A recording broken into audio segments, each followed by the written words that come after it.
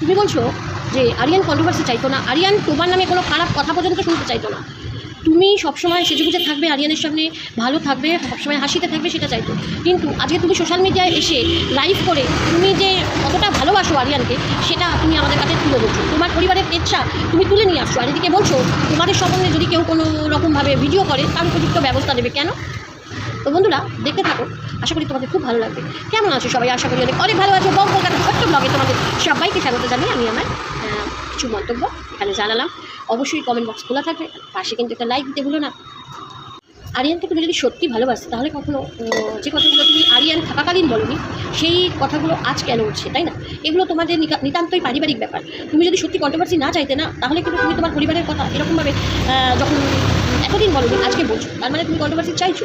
তুমি এইভাবেই চাইছো যে তোমার রোজগারটাকে আস্তে আস্তে এগিয়ে নিয়ে যেতে। আমরা সবাই তোমাকে চাই, তুমি একটা মিষ্টি এত অল্প বয়সে একটা মেয়ে, দুবার তোমার সঙ্গে এরকম একটা ঘটনা ঘটে গেল, তো সত্যি এটা একটা মর্মান্তিক ব্যাপার।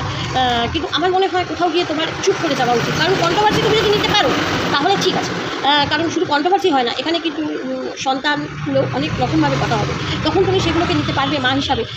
তখন তুমি বলো না যে আমি আর নিতে পারছি না, কারণ তুমি এমনিই বলছো তুমি নিতে পারছো না, অথচ তুমি 6 ঘন্টা 7 ঘন্টা অন্তর অন্তর লাইভে আসছো, এবং লাইভে আসছো মানে সেখানে তুমি তোমার পারিবারিক সমস্ত ঘটনাগুলোকে তুলে ধরছো। এটা কিন্তু ঠিক জিনিস। তুমি যদি সত্যি আরিয়ানকে ভালোবেসে রাখতে তাহলে কিন্তু তার ভালোবাসাকে সম্মান জানিয়ে কখনো এই কাজগুলো করতে পারতে না। আমার মনে হয় কখনো এই কাজগুলোকে করতে পারতো না। কারণ যখন আরিয়ান ছিল, আরিয়ান যখন পছন্দই করতো না, তখন যখন বলোনি, তাহলে আজকে কেন এই প্রশ্ন দিয়েছি?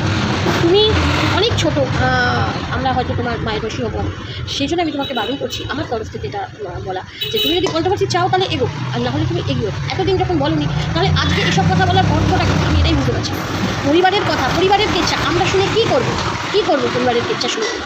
তোমার ব্যাপার তুমি তোমার নিজের ভেতর রাখো, নিজের পরিবারের মধ্যে রাখো, নিজের পরিবারের লোকের সঙ্গে শেয়ার করো। ওয়াইটিটাতে এখানে এসে শেয়ার করে তোমার কী হবে? এখানে দুটো লোক আরও দুটো কথা বলবে, সেটাকে নিয়ে তুমি আবার কাঁদতে বসে যাবে, সেখানে বলবে যে আমি আর নিতে পারছি না, আমি আর বলতে পারছি না।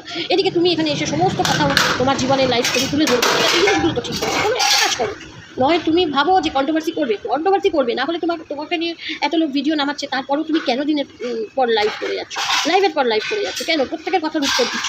এই অবস্থায় তোমার এই মর্মান্তিক এরকম একটা সিচুয়েশানে তোমার প্রত্যেকের কথার অ্যান্সার দেওয়ার কি এতটাই তোমার মূল্য আছে? আমার তো মনে হয় না, আমার মনে হয় না যে তোমার প্রত্যেকের কথার অ্যান্সার দেওয়ার এখন সময়। ঠিক আছে, এখন নিজেকে কীভাবে সেট আপ করবে, নিজেকে কীভাবে নিজের জীবনকে চালিত করবে সেটা তোমার ভাবা উচিত, নয় কি তোমার বাইচি থেকে তোমাকে কী বলছে সেটা নিয়ে তোমার মাথা ব্যথা করা উচিত। আর আরেকটা কথা তোমাকে আমি বলি যে এতদিন যখন সবসময় বলছো আরিয়ান চাইনি, আরিয়ান এটা পছন্দ করতো না, আরিয়ান ওটা পছন্দ করতো না, তাহলে আরিয়ান যখন কিছুই পছন্দ করতো না, তাহলে আজকে এইসব কথা কেন বলতেছো? আমরা তো শুনতে চাইনি, এটা তো পরিবারের ইচ্ছার কথা। তো তোমাদের পরিবারের ইচ্ছার কথা শুনে আমরা কী করবো? বলো কন্ট্রোভার্সির নামে আমি এখানে ক্ষমা পেয়ে এসেছি, সেটা সোজা ভাষায় সোজা কথা বলো। দেখো আমি খুব কষ্ট কথা মানুষকে বলতে ভালোবাসি।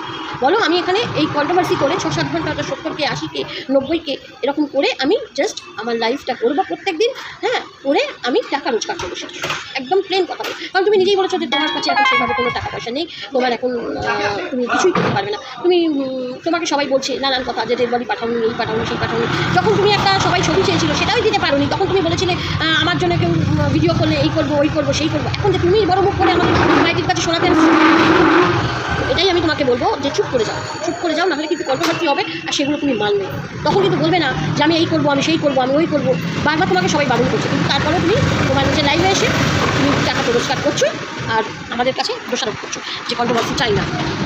তো চলো, খুব ভালো থাকো, সুস্থ থাকো, আনন্দে বলবো না, সবারই মনের অবস্থা আমি জানি যে এই অবস্থায় কী হতে পারে। তবুও আমি তোমাকে বলবো এই যে চুলে দিয়ে বসা, হাতে নেল পলিশ করা, এগুলো কি এখন খুবই দেখানোর দরকার?